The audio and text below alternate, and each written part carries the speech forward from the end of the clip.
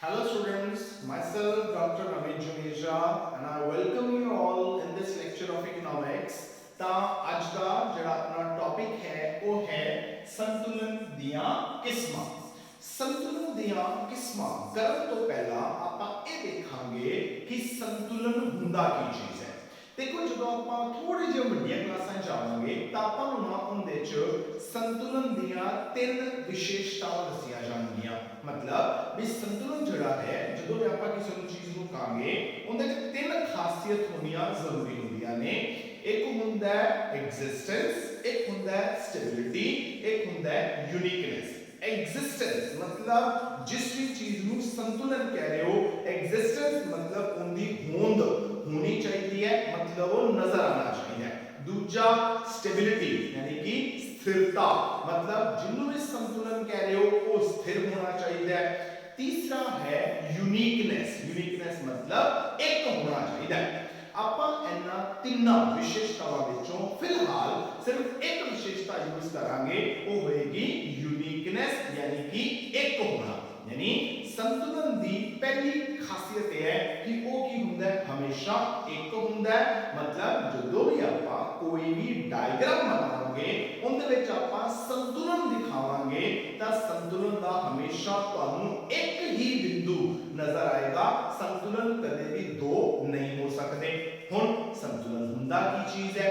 देखो संतुलन एक बिंदु है जिथों किसी भी तरह का बदलाव जिहड़ा है वो प्रेफर नहीं किया जाता। मतलब आपां जिन्ने भी संतुलन का पता करते पे हां, अगर वो बंदा ये कह रहा है कि मैं संतुलन में हां तो किसी भी तरह का बदलाव नहीं चाहता। हुण अगर कोई बंदा किसी पॉइंट तो बदलाव नहीं चाहता तो मतलब की है, वो आदे आपनू उस पॉइंट ते सब तो वधिया समझदा है। उन्होंने लगता है कि इस तो वधिया हालत च मैं हो ही नहीं सकता तो मैं बदलाव क्यों करा। अगर आप एक उपभोक्ता के संतुलन की गल करिए, उपभोक्ता की करना है, उनका काम है अलग अलग चीज़ों का उपभोग करना, उन्होंने वरतना, वर्त के की करना, आदि जरूरत पूरी करना ते संतुष्टि लेना। उपभोक्ता कहता है मैं संतुलन चाह, मैं बदलाव नहीं चाहता। कदों नहीं चाहेगा? जदों उन्हें लगेगा कि जिस पॉइंट ते मैं जिन्नियां चीज़ां दी वरतों कर रहा उहदे तो मैनूं तो वध संतुष्टि मिलती पई है। जे मैं अगे गया तां भी संतुष्टि घट जाएगी, जे मैं पीछे गया तां भी संतुष्टि घट जाएगी। तां मैं तां जिथे हैगा उत्थे ही सही हां, मैं बदलाव नहीं चाहता। तां कहांगे उपभोक्ता जिहड़ा है वो की है, वो संतुलन विच है। जदों आपां एक उत्पादक दे संतुलन की गल करते हैं, उत्पादक कौन हुंदा है? जिहड़ा चीज़ां नूं बनांदा है। हुण वो कहंदा है मैं संतुलन च। अगर कोई भी उत्पादक चीज बना रहा है तो उस चीज नूं बनाने के पीछे उनका मकसद की होएगा? लाभ कमाने।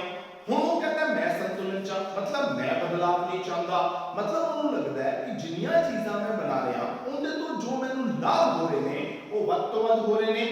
अगर मैं एक चीज होर बनाई तो भी मेरे लाभ घट जाएंगे, एक चीज मैं घट बनाई तो मेरे लाभ घट जाएंगे। तो मैं क्यों बदलाव चाहां? तो मैं भी संतुलन दे विच हां। तो संतुलन तो मतलब हमेशा की हुंदा है एक अजिहे पॉइंट तो हुंदा है जिथे किसी भी तरह का बदलाव जिहड़ा है वो प्रेफर नहीं किया जाता। हुण संतुलन दियां किस्मां की ने? अगर आप इस चीज को समझना है, सब तो पहला आपां नूं एक चीज होर समझनी पड़ेगी जिहड़ी की है वो हुंदे ने अर्थव्यवस्था विच बाजार। जदों आपां अर्थव्यवस्था विच बाजार देखते हैं तो एक अर्थव्यवस्था विच कई तरह के बाजार होंदे ने। जिहड़ा पहला बाजार हुंदा है वो हुंदा है वस्तु बाजार। वस्तु बाजार नाम तो गल क्लियर करांगे, जिथों आपां नूं की मिलदियां ने? वस्तुआं मिलदियां ने। जदों आपां आम तौर पे कहंदे आ कि ਅਸੀਂ बाजार जा रहे हैं तो बाजार आपां की लैण जा रहे होंदे आ? चीज़ां लैण जा रहे होंदे आ। कोई पेन खरीदांगे, कोई कॉपी खरीदांगे, कोई घर से आटा दाल ये सारी चीज़ां खरीदांगे। ये की ने? वस्तुआं ने। तां जिस बाजार तो आपां नूं ये सारियां वस्तुआं मिलदियां ने वो की हुंदा है? वो वस्तु बाजार हुंदा है। दूजा जो बाजार है वो हुंदा है साधन बाजार। साधन बाजार, साधन किस चीज के? उत्पादन दे। आपां उत्पादन करना है, उत्पादन करने वास्ते आपां नूं बड़ियां सारियां चीज़ां दी लोड़ हुंदी है। ਹੁਣ ਉਹ ਸਾਰੀਆਂ ਚੀਜ਼ਾਂ ਜਿਨ੍ਹਾਂ ਦੀ ਆਪਾਂ ਨੂੰ ਲੋੜ ਹੁੰਦੀ ਹੈ ਉਹ ਕਿੰਨੀਆਂ ਨੇ? ਉਹ ਚਾਰ ਨੇ। ਉਹ ਹੈ ਭੂਮੀ, ਪੂੰਜੀ, ਮਜ਼ਦੂਰ ਤੇ ਉਦਮ। ਇਹ ਚਾਰ ਜਿਹੜੇ ਨੇ ਇਹ ਉਤਪਾਦਨ ਦੇ ਸਾਧਨ ਨੇ। भूमि यानी कि जमीन है, पूंजी यानी कि पैसा है, मजदूर है ते नाल उद्यम है। उद्यम कौन है? एक अजिहा बंदा हुंदा है जेड़ा की करदा है, जमीन वाले कोलों जमीन लैंदा है, पैसे वाले कोलों पैसा लैंदा है, मजदूरां नूं इकट्ठा करदा है ते सारा काम करांदा है। क्यों करांदा है? उन्हें की लेना हुंदा है? लाभ लेना हुंदा है। तां ਇਹ ਚਾਰ ਜਿਹੜੇ ਨੇ ਉਤਪਾਦਨ ਦੇ ਸਾਧਨ ਨੇ। ਤਾਂ ਇੱਕ ਅਜਿਹਾ ਬਾਜ਼ਾਰ ਜਿੱਥੋਂ ਆਪਾਂ ਨੂੰ ਇਹ ਉਤਪਾਦਨ ਦੇ ਸਾਧਨ ਮਿਲਣਗੇ ਉਹਨੂੰ ਆਪਾਂ ਕਹਾਂਗੇ ਸਾਧਨ ਬਾਜ਼ਾਰ। ਫਿਰ ਇੱਕ ਹੁੰਦਾ ਹੈ ਉਹਨੂੰ ਆਪਾਂ ਕਹਿੰਦੇ ਆ ਮੁਦਰਾ ਬਾਜ਼ਾਰ। ਮੁਦਰਾ ਯਾਨੀ ਕਿ ਪੈਸਾ, ਜਿੱਥੋਂ ਆਪਾਂ ਨੂੰ ਪੈਸਾ ਮਿਲਦਾ ਹੈ। ਫਿਰ ਹੁੰਦਾ ਹੈ ਇੱਕ ਹੁੰਦਾ ਨੂੰ ਆਪਾਂ ਕਹਿੰਦੇ ਆ ਪੂੰਜੀ ਬਾਜ਼ਾਰ। ਪੂੰਜੀ ਵੀ ਪੈਸਾ, ਯਾਨੀ ਇੱਥੋਂ ਵੀ ਆਪਾਂ ਨੂੰ ਪੈਸਾ ਮਿਲਦਾ ਹੈ। ਫਿਰ ਇਹਨਾਂ ਦੋਨਾਂ ਵਿੱਚ ਫਰਕ ਕੀ ਹੋਇਆ? देखो फर्क जड़ा है वो इन्हां दी एग्जांपल दे विच है। जेड़ा मुद्रा बाजार है उनदे विच आपां लेके चलदे आ बैंक नूं। जेड़ा पूंजी बाजार है उनदे विच आपां लेके चलदे आ जिहड़ियां कि बीमा कंपनियां ने उन्हां नूं। हुण जेड़ा बैंक तो भी पैसा मिलदा है, बीमा कंपनियां तो भी आपां नूं पैसा मिलदा है। फर्क की है? जदों आपां बैंक दे विच पैसे जमा करांदे आ तां की हुंदा है? सपोज करो कि आपां बैंक दे विच एफडी करांदे। ਹੁਣ ਜਿਹੜੀ ਐਫਡੀ ਬੈਂਕ ਦੇ ਵਿੱਚ ਹੋਏਗੀ ਉਹ ਜ਼ਿਆਦਾ ਤੋਂ ਜ਼ਿਆਦਾ 5 ਸਾਲ 7 ਸਾਲ ਐਂਡ ਤੱਕ ਹੁੰਦੀ ਹੈ। ਯਾਨੀ ਬੈਂਕ ਨੇ ਕੀ ਕੀਤਾ? ਆਪਣੇ ਕੋਲੋਂ 5 ਸਾਲ ਵਾਸਤੇ ਜਾਂ 7 ਸਾਲ ਵਾਸਤੇ ਪੈਸੇ ਲੈ ਲਏ। ਉਹਦੇ ਬਦਲੇ ਬੈਂਕ ਨੇ ਆਪਾਂ ਨੂੰ ਵਿਆਜ ਦੇਣੀ ਹੈ। ਹੁਣ ਬੈਂਕ ਉਸ ਪੈਸੇ ਨੂੰ ਆਦੇ ਘਰੇ ਤਾਂ ਰੱਖੇਗਾ ਨਹੀਂ। ਬੈਂਕ ਨੇ ਕੀ ਕਰਨਾ ਹੈ? ਉਹ ਪੈਸੇ ਨੂੰ ਅੱਗੇ ਕਿਸੇ ਨੂੰ ਫੜਾ ਦੇਣਾ ਹੈ। ਉੱਥੋਂ ਕੀ ਕਰੇਗਾ? ਵਿਆਜ ਲੈ ਲੇਗਾ, ਆਪਾਂ ਨੂੰ ਵਿਆਜ ਦੇ ਦੇਗਾ। ਹੁਣ ਬੈਂਕ ਨੂੰ ਪਤਾ ਹੈ ਕਿ ਅਗਰ ਮੰਨ ਲਓ ਮੈਂ ਬੈਂਕ ਵਿੱਚ ਪੈਸੇ ਜਮ੍ਹਾਂ ਕਰਾਏ ਨੇ 5 ਸਾਲ ਵਾਸਤੇ ਤਾਂ ਬੈਂਕ ਨੂੰ ਪਤਾ ਹੈ ਕਿ 5 ਸਾਲ ਬਾਅਦ ਇਹ ਪੈਸੇ ਲੈਣ ਆ ਜਾਏਗਾ। यानी अगर बैंक मेरे पैसे किसी ਨੂੰ ਅੱਗੇ ਉਧਾਰ ਦੇਵੇਗਾ ਤਾਂ 5 ਸਾਲ ਤੋਂ ਘੱਟ ਟਾਈਮ ਵਾਸਤੇ ਹੀ ਦੇਗਾ। यानी ਕੀ ਹੋਏਗਾ? ਹੁਣ ਬੈਂਕ ਨੇ ਕੀ ਕਰਨਾ ਹੈ? ਆਪਣੇ ਕੋਲੋਂ 5 ਸਾਲ ਵਾਸਤੇ ਜਾਂ 7 ਸਾਲ ਵਾਸਤੇ ਪੈਸੇ ਲਏ ਤਾਂ ਅੱਗੇ ਦੇਵੇਗਾ ਵੀ 5 ਜਾਂ 7 ਸਾਲਾਂ ਵਾਸਤੇ, ਇਸ ਤੋਂ ਜ਼ਿਆਦਾ ਨਹੀਂ ਦੇਗਾ। ਤਾਂ ਹੁਣ ਅਗਰ ਆਪਾਂ ਇੱਧਰ ਗੱਲ ਕਰੀਏ ਬੀਮਾ ਕੰਪਨੀਆਂ ਦੀ, ਅਗਰ ਆਪਾਂ ਬੀਮਾ ਕਰਾਉਂਦੇ ਆ ਤਾਂ ਬੀਮਾ ਕਿੰਨੇ ਸਾਲ ਦਾ ਹੁੰਦਾ ਹੈ? 20 ਸਾਲ ਦਾ, 25 ਸਾਲ ਦਾ, 30 ਸਾਲ ਦਾ, 35 ਸਾਲ ਦਾ ਬੀਮਾ ਹੁੰਦਾ ਹੈ। ਯਾਨੀ ਹੁਣ ਜਿਹੜੀਆਂ ਬੀਮਾ ਕੰਪਨੀਆਂ ਨੇ ਇਹ ਆਪਣੇ ਕੋਲੋਂ ਪੈਸਾ ਲੈਂਦੀਆਂ ਨੇ 25 ਸਾਲ, 30 ਸਾਲ, 35 ਸਾਲ ਵਾਸਤੇ। ਯਾਨੀ ਜੇ ਇਹ ਲੈਣ ਲੰਬੇ ਟਾਈਮ ਵਾਸਤੇ ਰਹਿਣੇ ਤਾਂ ਫਿਰ ਆਪਾਂ ਨੂੰ ਪੈਸਾ ਵੀ ਇਹ ਕੀ ਕਰਨਗੇ? ਲੰਬੇ ਟਾਈਮ ਵਾਸਤੇ ਹੀ ਦੇਣਗੇ। ਯਾਨੀ ਦੋਨਾਂ 'ਚ ਫਰਕ ਜਿਹੜਾ ਹੈ ਉਹ ਪੈਸੇ ਨੂੰ ਲੈ ਕੇ ਨਹੀਂ ਹੈਗਾ, ਉਹ ਪੈਸਾ ਆਪਾਂ ਨੂੰ ਕਿੰਨੇ ਟਾਈਮ ਵਾਸਤੇ ਮਿਲੇਗਾ ਉਸ ਨੂੰ ਲੈ ਕੇ ਹੈ। मुद्रा बाजार च की हुंदा है? पैसा आपां नूं घट समय वास्ते मिलदा है, पूंजी बाजार च पैसा आपां नूं ज्यादा टाइम वास्ते मिलदा है। तां क्यों मिलदा है? क्योंकि ये ज्यादा टाइम वास्ते पैसे लैंदे ने तां ज्यादा टाइम वास्ते पैसे दिंदे भी ने। ये थोड़े टाइम वास्ते पैसा लैंदा है तां थोड़े टाइम वास्ते पैसा दिंदा भी है। तां एक अर्थव्यवस्था दे विच की हुंदा है? चार तरह दे बाजार हुंदे ने। हुण आपां गल करदे हां संतुलन दीयां किस्मां। संतुलन जिहड़ा है वो दो तरह दा हुंदा है। एक ਹੁੰਦਾ ਹੈ ਉਹਨੂੰ ਆਪਾਂ ਕਹਿੰਦੇ ਆ ਅੰਸ਼ਿਕ ਸੰਤੁਲਨ, ਇੱਕ ਹੁੰਦਾ ਹੈ ਉਹਨੂੰ ਆਪਾਂ ਕਹਿੰਦੇ ਆ ਸਾਧਾਰਨ ਸੰਤੁਲਨ। ਅੰਸ਼ਿਕ ਸੰਤੁਲਨ ਦਾ ਮੀਨਿੰਗ ਕੀ ਹੈ? ਅੰਸ਼ਿਕ ਨੂੰ ਆਪਾਂ ਕਹਿੰਦੇ ਆ ਪਾਰਸ਼ਲ ਇਕੁਇਲਿਬ੍ਰੀਅਮ। ਪਾਰਸ਼ਲ ਯਾਨੀ ਕਿ ਇੱਕ ਪਾਰਟ, ਯਾਨੀ ਕੀ ਹੋਏਗਾ ਆਪਣੇ ਸਾਹਮਣੇ ਆ ਚਾਰ ਬਾਜ਼ਾਰ ਨੇ। ਜਦੋਂ ਆਪਾਂ ਅੰਸ਼ਿਕ ਸੰਤੁਲਨ ਦੀ ਗੱਲ ਕਰਾਂਗੇ ਆਪਾਂ ਇਹਨਾਂ ਚਾਰੋਂ ਬਾਜ਼ਾਰਾਂ ਦੇ ਵਿੱਚੋਂ ਸਿਰਫ ਇੱਕ ਬਾਜ਼ਾਰ ਸਿਲੈਕਟ ਕਰਾਂਗੇ। ਯਾਨੀ ਚਾਰੋਂ ਬਾਜ਼ਾਰ ਕੀ ਹੋਗੇ? ਪੂਰੀ ਦੀ ਪੂਰੀ ਅਰਥਵਿਵਸਥਾ।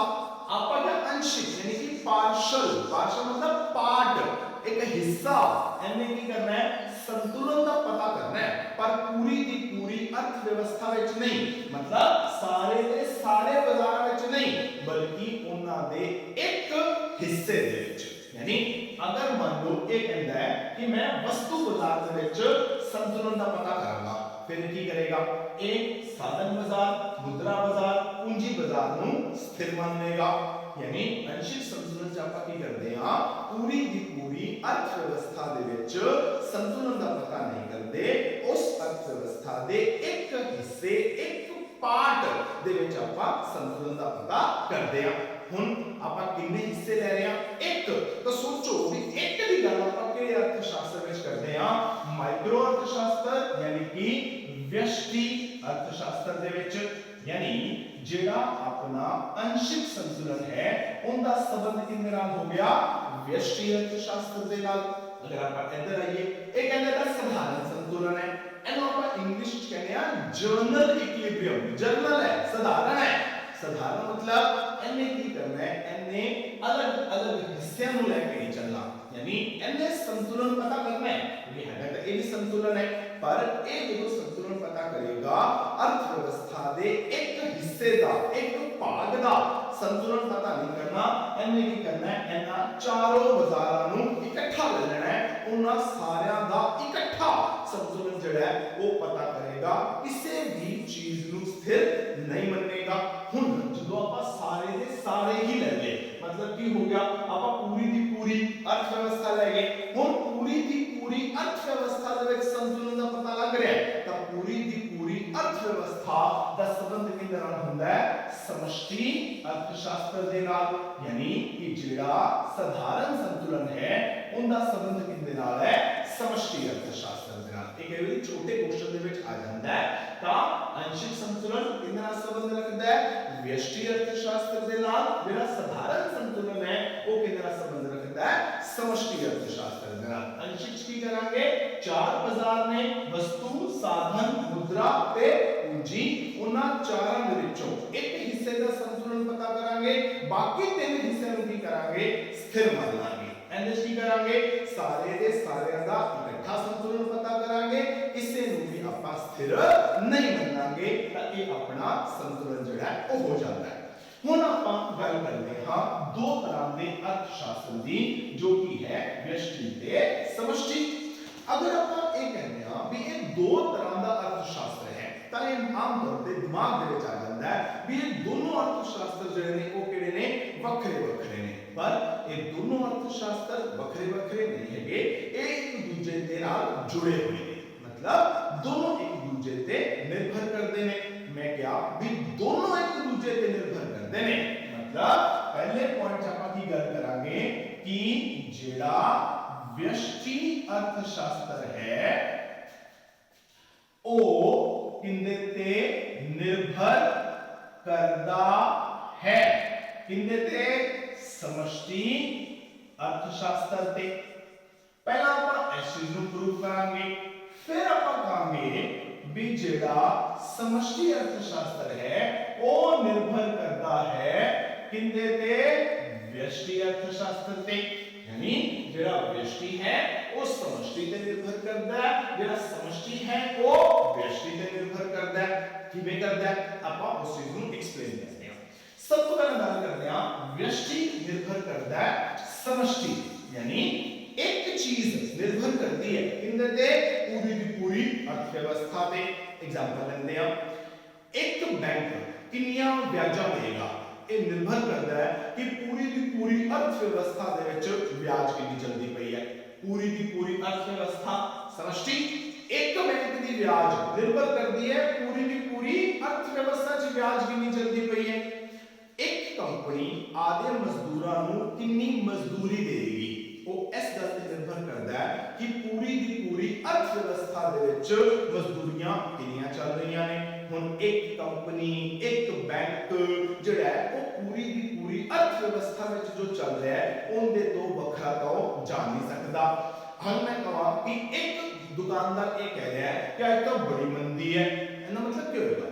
ਹੁਣ ਕੱਲੇ ਉਹਦੇ ਤਾਂ ਮੰਦੀ ਹੋਏਗੀ ਨਹੀਂ, मतलब पूरे देश ਵਿੱਚ ਮੰਦੀ ਚੱਲ ਰਹੀ ਹੈ ਤਾਂ ਉਹਦੇ ਤੇ ਵੀ ਮੰਦੀ ਚੱਲ ਰਹੀ ਹੈ। ਤਾਂ ਵਿਅਸ਼ਟੀ ਅਰਥਸ਼ਾਸਤਰ ਜਿਹੜਾ ਹੈ ਉਹਦੇ ਨਿਯਮ ਨਿਰਭਰ ਕਰਦੇ ਨੇ ਸਮਸ਼ਟੀ ਤੇ। ਕਿਵੇਂ? ਆਪਾਂ ਆਪਣੇ ਇੱਕ ਲੈਕਚਰ 'ਚ ਗੱਲ ਵੀ ਕੀਤੀ ਸੀ ਕਿ ਜਦੋਂ ਵੀ ਆਪਾਂ ਕੋਈ ਵੀ ਨਿਯਮ ਬਣਾਉਂਦੇ ਆ ਉਹ ਕਦੇ ਵੀ ਵਿਅਸ਼ਟੀ ਪੱਧਰ ਤੇ ਨਹੀਂ ਬਣਦਾ, ਇੱਕ ਬੰਦੇ ਦੇ ਪੱਧਰ ਤੇ ਨਹੀਂ ਬਣਦਾ, ਬਲਕਿ ਉਹ ਨਿਯਮ ਜਿਹੜਾ ਹੈ ਉਹ ਪਹਿਲਾਂ ਬਣਾਉਂਦੇ ਆ ਪੂਰੀ ਦੀ ਪੂਰੀ ਅਰਥ ਵਿਵਸਥਾ ਦੇ ਪੱਧਰ ਤੇ। ਫਿਰ ਕੀ ਕਰਦੇ ਆ ਉਹਨੂੰ ਇੱਕ ਇੱਕ ਬੰਦੇ ਤੇ ਲਾ ਕੇ ਦੇਖਦੇ ਆ। ਜੇ ਤਾਂ ਉਹ ਨਿਯਮ ਜ਼ਿਆਦਾਤਰ ਲੋਕਾਂ ਤੇ ਲਾਗੂ ਹੋ ਜਾਏ ਫਿਰ ਆਪਾਂ ਮੰਨ ਲੈਂਦੇ ਆ ਕਿ ਉਹ ਨਿਯਮ ਠੀਕ ਹੈ ਤਾਂ ਆਪਾਂ ਉਹਨੂੰ ਫਾਈਨਲ ਕਰ ਦਿੰਦੇ ਆ। ਕੁਝ ਚੀਜ਼ਾਂ ਐਜੇ ਵੀ ਹੋਣਗੀਆਂ ਜਿਹੜੇ ਆਪਣੇ ਨਿਯਮ ਨੂੰ ਫੇਲ ਕਰਾਉਣ ਵਾਲੀਆਂ ਹੋਣਗੀਆਂ ਉਹਨੂੰ ਵੀ ਕਰਾਂਗੇ, ਉਹਨੂੰ ਆਪਾਂ ਮਾਨਤਾਵਾਂ ਦੇ ਵਿੱਚ ਲੈ ਲਾਂਗੇ। ਯਾਨੀ ਜਿੰਨੇ ਵੀ ਵਿਅਸ਼ਟੀ ਚੀਜ਼ਾਂ ਨੇ ਇੱਕ ਚੀਜ਼ਾਂ ਨੇ ਉਹ ਨਿਰਭਰ ਕਰ ਰਹੀਆਂ ਨੇ ਪੂਰੀ ਦੀ ਪੂਰੀ अर्थ व्यवस्था ਤੇ। ਹੁਣ ਅਗਲਾ ਪੁਆਇੰਟ ਪਕੜ ਲਓ, ਉਹ ਕਹਿੰਦਾ ਹੁਣ ਸਮਸ਼ਟੀ ਨਿਰਭਰ ਕਰਦਾ ਹੈ ਵਿਅਸ਼ਟੀ ਤੇ। ਕਿਵੇਂ? ਅਗਰ ਸੋਚੋ ਕਿ ਆਪਾਂ ਸਮਸ਼ਟੀ ਦੇ ਵਿੱਚ ਕੀ ਪੜ੍ਹਦੇ ਆ, ਇਹਦੇ ਵਿੱਚ ਆਪਾਂ ਪੜ੍ਹਦੇ ਆ ਰਾਸ਼ਟਰੀ ਆਮਦਨ, ਆਪਾਂ ਇਹਦੇ ਖੇਤਰ ਦੇ ਵਿੱਚ ਕੀਤਾ ਸੀ। ਆਪਾਂ ਇਹਦੇ ਵਿੱਚ ਪੜ੍ਹਦੇ ਆ ਕੁੱਲ ਮੰਗ, ਆਪਾਂ ਪੜ੍ਹਦੇ ਆ ਕੁੱਲ ਉਪਭੋਗ, ਆਪਾਂ ਪੜ੍ਹਦੇ ਆ ਕੁੱਲ निवेश, आपा पढ़ते हैं कुल पूर्ति, आपा ये सारी चीज़ां समष्टि पढ़ते हैं। हुन सोचो भी आपा अगर राष्ट्रीय आमदन पूरे के पूरे देश की आमदन रखनी है किवें निकलेगी? अगर आपा व्यष्टि दे विच एक बंदे दी आमदन जोड़ांगे तां ही आपां नूं राष्ट्रीय आमदन पता लगनी है। यानी इहदे ते ए निर्भर कर रहा है। कुल मांग बढ़नी है, अगर एक एक बंदे की मांग जोड़ोगे ताही कुल मांग निकलेगी। एक एक बंदे का उपभोग जोड़ांगे ता कुल उपभोग निकलेगा। एक एक निवेशकर्ता का निवेश जोड़ोगे ता कुल निवेश निकलेगा। एक एक दी पूर्ति जोड़ोगे ताकि होएगा कुल पूर्ति निकलेगी। यानी समष्टि की है एक व्यष्टियां का जोड़ है। आई रिपीट माय वर्ड्स, जेड़ा समष्टि है वो की है व्यष्टि चरां दा जोड़ है। जे व्यष्टि चरां नु एक एक चीज नु जोड़ोगे तां की बनेगा समष्टि बनेगा। ता व्यष्टि जेड़ा है वो समष्टि पे निर्भर करता है, जेड़ा समष्टि है वो व्यष्टि पे निर्भर करता है। तो दोनों शाखावां वक्रियां वक्रियां नहीं हैगियां की करदियां एक दूसरे पे निर्भर करदियां ने। ठीक हो गया जी? ये है दोनों दी निर्भरता। ਹੁਣ ਜੇ ਇਹ ਦੋ ਸ਼ਾਖਾਵਾਂ ਨੇ ਤਾਂ ਅਗਰ ਆਪਾਂ ਕਹਿੰਦੇ ਆ ਕਿ ਲੋ ਜੀ ਇਹ ਆਪਾਂ ਵਿਅਸ਼ਟੀ ਅਰਥ ਸ਼ਾਸਤਰ ਬਣਾਇਆ ਹੋਇਆ ਹੈ, ਇਹ ਆਪਾਂ ਸਮਸ਼ਟੀ ਅਰਥ ਸ਼ਾਸਤਰ ਬਣਾਇਆ ਹੋਇਆ ਹੈ, ਇਹਦਾ ਮਤਲਬ ਦੋਨਾਂ ਦੇ ਵਿੱਚ ਕੋਈ ਨਾ ਕੋਈ ਡਿਫਰੈਂਸ ਤਾਂ ਜ਼ਰੂਰ ਹੋਏਗਾ ਤਾਂ ਕਿ ਆਪਾਂ ਦੋ ਸ਼ਾਖਾਵਾਂ ਨੂੰ ਜਸਟੀਫਾਈ ਕਰ ਸਕੀਏ। ਤਾਂ ਹੁਣ ਆਪਾਂ ਉਹੀ ਅੰਤਰ ਜਿਹੜੇ ਨੇ ਉਹ ਆਪਾਂ ਕਰਨ ਜਾ ਰਹੇ ਹਾਂ। ਹੁਣ ਅਗਰ ਆਪਾਂ ਅੰਤਰ ਕਰਨਾ ਹੈ ਤਾਂ ਕੀ ਕਰਾਂਗੇ? ਇੱਕ ਪਾਸੇ ਆਪਾਂ ਲਿਖ ਲੈਂਦੇ ਆ व्यष्टि अर्थशास्त्र, एक पासे ਆਪਾਂ ਲਿਖ ਲੈਂਦੇ ਆ ਸਮਸ਼ਟੀ ਅਰਥਸ਼ਾਸਤਰ ਤੇ ਆਪਾਂ ਦੋਨਾਂ ਦੇ ਵਿੱਚ ਅੰਤਰ ਪਤਾ ਕਰਦੇ ਹਾਂ। ਅੰਤਰ ਨਿਕਾਲਨੇ ਬਹੁਤ ਈਜ਼ੀ ਨੇ ਅਗਰ ਆਪਾਂ ਨੂੰ ਕਨਸੈਪਟ ਕਲੀਅਰ ਹੈ ਕਿ ਵਿਅਸ਼ਟੀ ਕੀ ਹੁੰਦਾ ਹੈ, ਸਮਸ਼ਟੀ ਕੀ ਹੁੰਦਾ ਹੈ, ਅੰਤਰ ਆਪਣੇ ਆਪ ਬਣਨਗੇ। ਕਿਵੇਂ ਬਣਨਗੇ? ਹੁਣੇ ਆਪਾਂ ਉਹ ਚੀਜ਼ ਤੋਂ ਪ੍ਰੂਫ ਕਰਦੇ ਹਾਂ। ਪਹਿਲਾ ਅੰਤਰ ਕੀ ਹੈ? ਜਿਹੜਾ ਵਿਅਸ਼ਟੀ ਅਰਥਸ਼ਾਸਤਰ ਹੈ ਇਹਨੂੰ ਆਪਾਂ ਇੰਗਲਿਸ਼ ਵਿੱਚ ਕਹਿੰਦੇ ਆ ਮਾਈਕਰੋ ਇਕਨੋਮਿਕਸ। ਜਿਹੜਾ ਇਹ ਹੈ ਇਹਨੂੰ ਆਪਾਂ ਇੰਗਲਿਸ਼ ਵਿੱਚ ਕਹਿੰਦੇ ਆ ਮੈਕਰੋ ਇਕਨੋਮਿਕਸ। ਜਿਹੜਾ ਮਾਈਕਰੋ ਸ਼ਬਦ ਹੈ ਉਹ ਕਿੰਨੇ ਤੋਂ ਨਿਕਲਿਆ ਹੈ? ਮਾਈਕਰੋਸ ਤੋਂ, ਜਿਹਨੂੰ ਆਪਾਂ ਕੀ ਕਹਿੰਦੇ ਆ? ਛੋਟਾ। ਜਿਹੜਾ ਮੈਕਰੋ ਹੈ ਇਹ ਕਿੱਥੋਂ ਨਿਕਲਿਆ ਹੈ? ਮੈਕਰੋਸ ਤੋਂ, ਜਿੰਦਾ ਮਤਲਬ ਕੀ ਹੈ? ਵੱਡਾ। ਫਿਰ ਜੇ ਇਹਦਾ मतलब छोटा है तो ਇਹ ਕੀ ਕਰਦਾ ਹੈ? ਇਹ ਜਿੰਨੀਆਂ ਵੀ ਆਰਥਿਕ ਕਿਰਿਆਵਾਂ ਹੋਣਗੀਆਂ ਉਹਨਾਂ ਦਾ ਕੀ ਕਰੇਗਾ? ਛੋਟੇ ਪੱਧਰ ਤੇ ਅਧਿਐਨ ਕਰਦਾ ਹੈ। ਹੁਣ ਇਹਦਾ ਨਾਮ ਹੀ ਵੱਡਾ ਹੈ। ਇਹ ਕੀ ਕਰੇਗਾ? ਇਹ ਆਰਥਿਕ ਕਿਰਿਆਵਾਂ ਦਾ ਕੀ ਕਰਦਾ ਹੈ? ਵੱਡੇ ਪੱਧਰ ਤੇ अध्ययन करता है। ठीक है जी, क्लियर हो गया।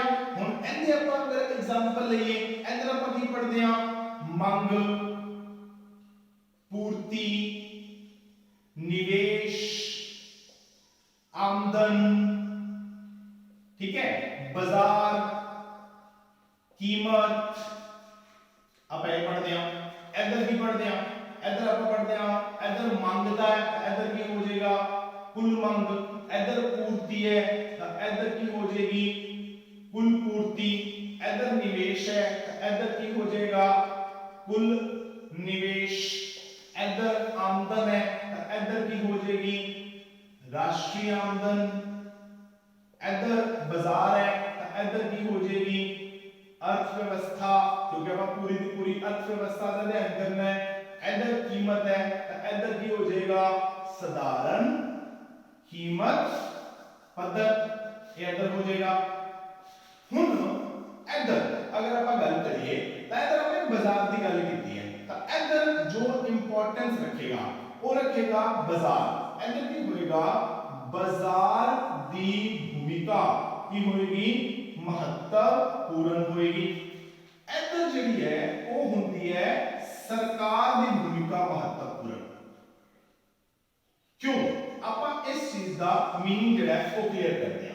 देखो ਇਹ ਜਿਹੜਾ व्यष्टि अर्थशास्त्र है ਇਹਨੂੰ ਆਪਾਂ ना कीमत निर्धारण ਦਾ सिद्धांत ਕਹਿੰਦੇ ਆ। क्यों क्योंकि व्यष्टि अर्थशास्त्र ਚ ਆਪਾਂ बाजार पढ़ते हैं। बाजार की ਹੁੰਦਾ है आम तौर पे ਆਪਾਂ ਕਹਿੰਦੇ ਆ कि ਅਸੀਂ बाजार ਚੱਲਦੇ ਆ।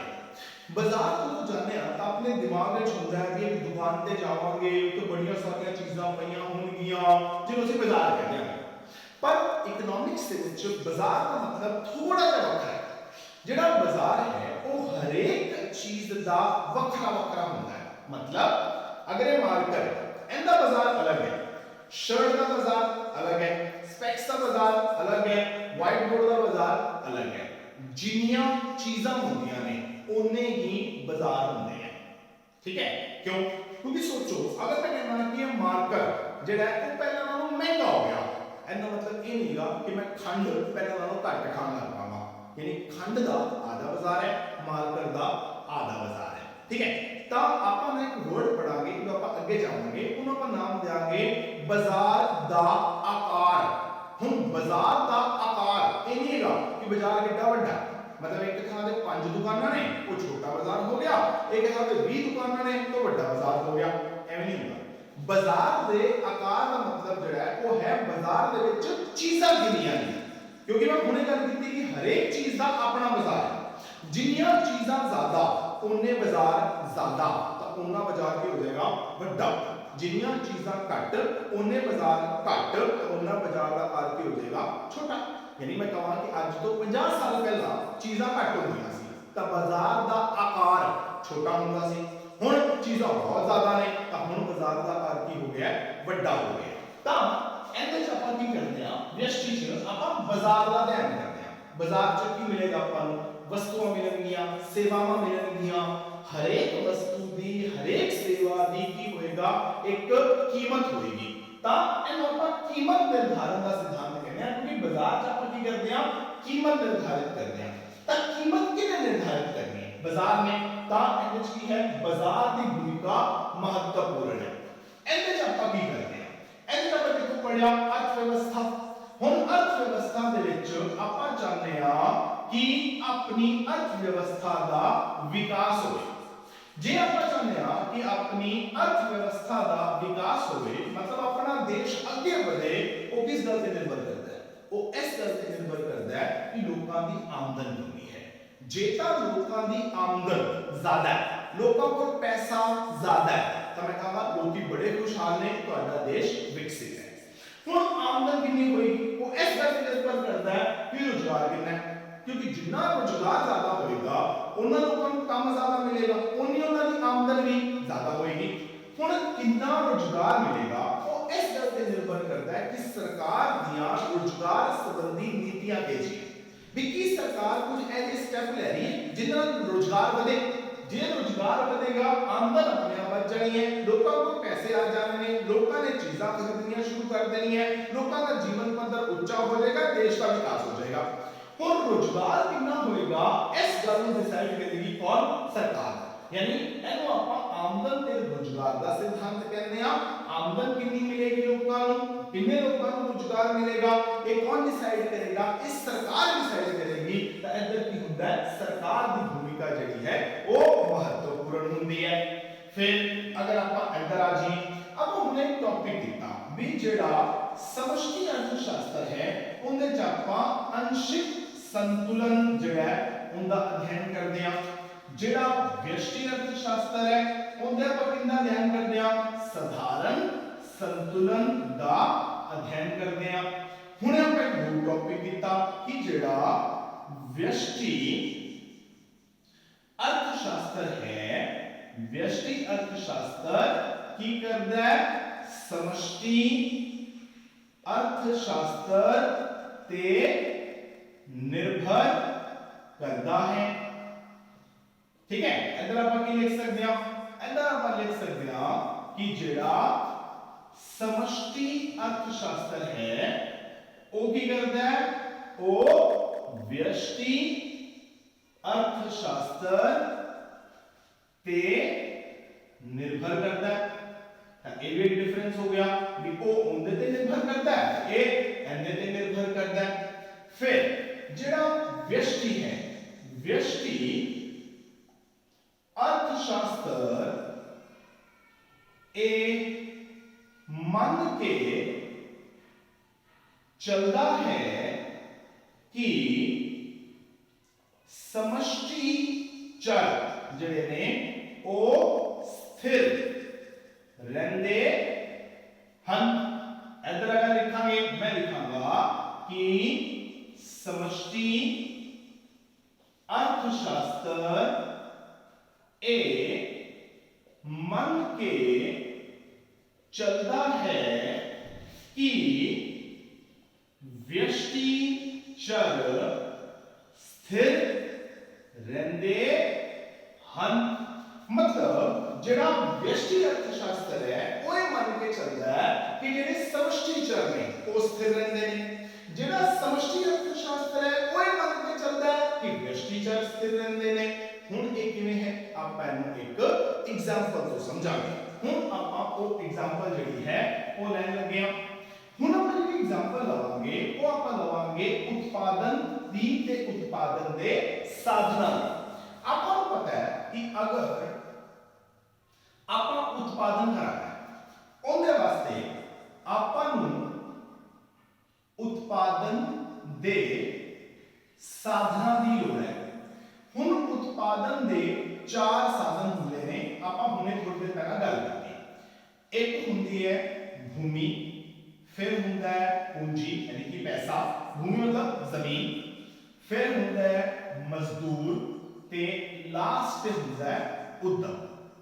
उद्यम कौन है? एक अजिहा बंदा है जेड़ा मजदूरां नूं काम ते लाएगा, जिंदे कोल पैसा लाना है उनदे कोल पैसा लेगा, जिंदे कोल जमीन लेनी है उनदे कोल जमीन लेगा। इन्हां तीनों नूं लेके काम करेगा। काम कराने दे पीछे इस बंदे दा मकसद जेड़ा वो की हुंदा है, प्रॉफिट कमाना, लाभ कमाना।